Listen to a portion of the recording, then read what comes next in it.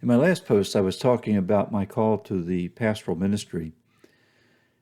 And I said I had a problem, and I thought I should explain what that was. And I didn't take time to do it then.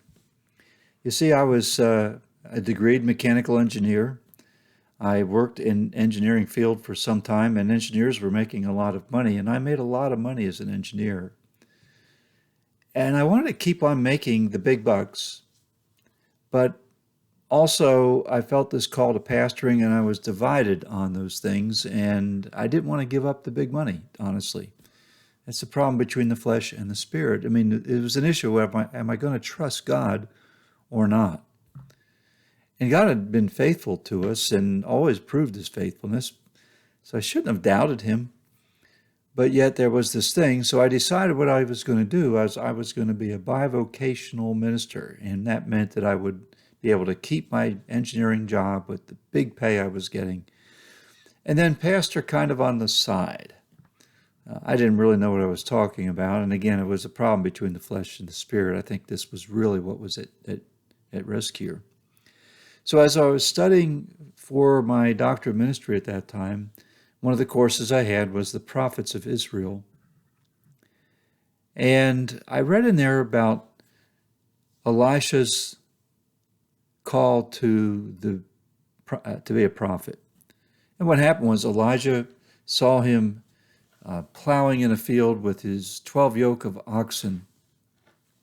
And as he was going by that field, he cast his cloak on him, on Elijah cast his cloak on Elisha, and he recognized that as his call. And so he wanted to go back and say, tell his folks, and Elijah said, that's fine, go ahead and do that. I mean, that's basically what happened.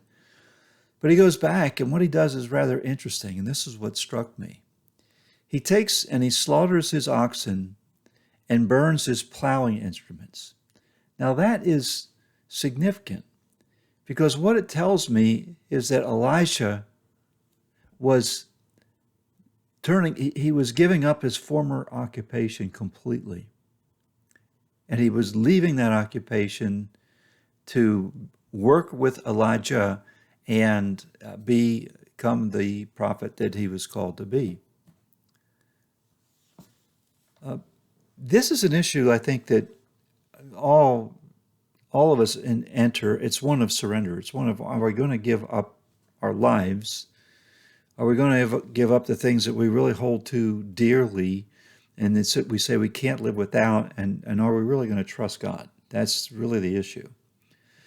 I remember when Jesus called the fishermen to be his disciples, they dropped their nets and they followed him immediately. It was a quick decision.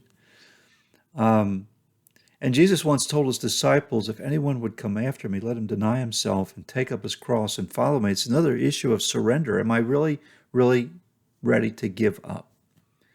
And I had to make that decision, and this really stuck with me. And so then I made the decision. I said, well, Lord, I think what you're telling me is I need to be ready to give up this engineering profession completely and just follow you and trust you. And so that's what I did, and I went out, and I'm absolutely convinced I'm going to go out and start in the pastoral ministry someplace, and everything's going to be just rosy. But that's not what happened.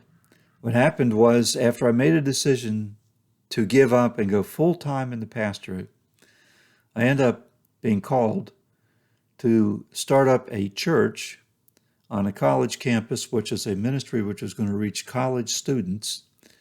And in that church, it was good. We started it up, but I found out something, that the college kids really didn't have any money to support a ministry.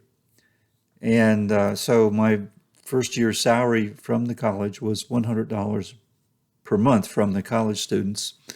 And the second year, they doubled my salary. I got a 100% raise, and I made $200 per month. Still was far less than I needed to survive. And so I ended up being exactly what I determined that the Lord didn't want me to be, which was bivocational. You know, and I thought it was kind of an ironic in a way, but that's the way it worked out. And that college ministry was a real blessing, and I learned a lot about ministry as I did it. And we had many came to faith in Christ, and we baptized some, and it was just an awesome time. And I learned a lot about ministry through the School of Hard Knocks in that first church, which prepared me for the call that I took up to Portsmouth, New Hampshire. And when I got to Portsmouth, New Hampshire, the church was in a pretty tough situation. And they said they really thought that I needed to be keeping my business, which I had set up, a little engineering consulting business, that I needed to keep that going so that I could, because they didn't know how long they were going to be able to pay me.